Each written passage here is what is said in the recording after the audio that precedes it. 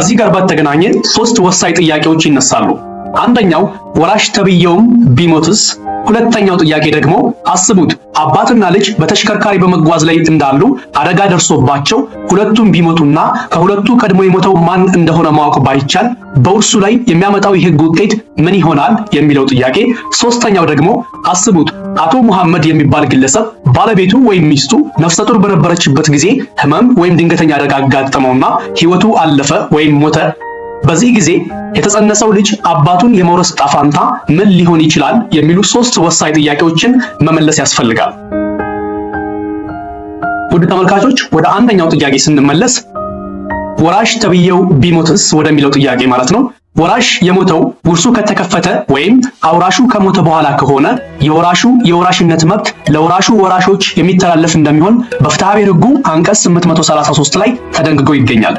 ለምሳሌ ያክል የከበደ አባት አቶ አበበ መጋቢት 2 ቀን 2017 ሞተ ብላችሁ አስቡ።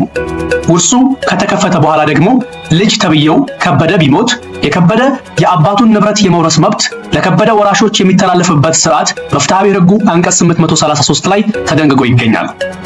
ወደ ሁለተኛው ጥያቄ ስንመለስ አባትና ልጅ በተሽከርካሪ በመጓዝ ላይ እንዳሉ አደጋ ደርሶባቸው ሁለቱም ቢሞቱና ከሁለቱ ቀድሞ የሞተው ማን እንደሆነ ማወቅ ባይቻል በውርሱ ላይ የሚያመጣው የሕግ ውጤት ምን ይሆናል የሚለውን ጥያቄ በተመለከተ እንዲህ አይነት ሁኔታ ሊፈጠር የሚችል እንደሆነ ሕጉ አስቀድሞ በመገመት መፍትሄ ያስቀመጠ ጉዳይ ነው።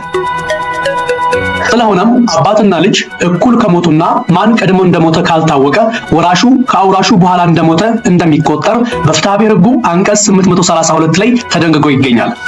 ለምሳሌ አባትና ልጅ የሆኑት አቶ ጀማልና መሐመድ በመኪና ከአዲስ አበባ ወደ ደሴ በመጓዝ ላይ ሳሉ ኬሚሴ ከተማ ሲደርሱ ከሌላ መኪና ጋር በመጋጨት ምክንያት ሁለቱም ሕይወታቸው ቢያልፍ ወይም ቢሞቱና ከሁለቱ ቀድሞ የሞተው ማን እንደሆነ ማወቅ ባይቻል በሕጉ በተደነገገው መሰረት አባትና ልጅ እኩል ከሞቱና ማን ቀድሞ እንደሞተ ካልታወቀ ወራሹ ወይም በዚህ ምሳሌ መሰረት ልጅ ተብየው መሐመድ ከአውራሹ ወይም ከአባት ተብየው ጀማል በኋላ እንደሞተ እንደሚቆጠር ከፍትሐብሔር ሕጉ አንቀጽ 832 ላይ ለመገንዘብ ያስችላል።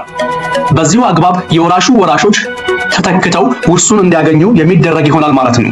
ማለትም በተጠቀሰው ምሳሌ መሰረት ልጅ መሐመድ ከአባት ተብየው ጀማል በኋላ እንደሞተ ስለሚቆጠር የመሐመድ ወራሾች በእርሱ እግር ወይም በእርሱ ቦታ ተተክተው የአቶ ጀማልን ውርስ እንዲያገኙ የሚደረግ ይሆናል ማለት ነው።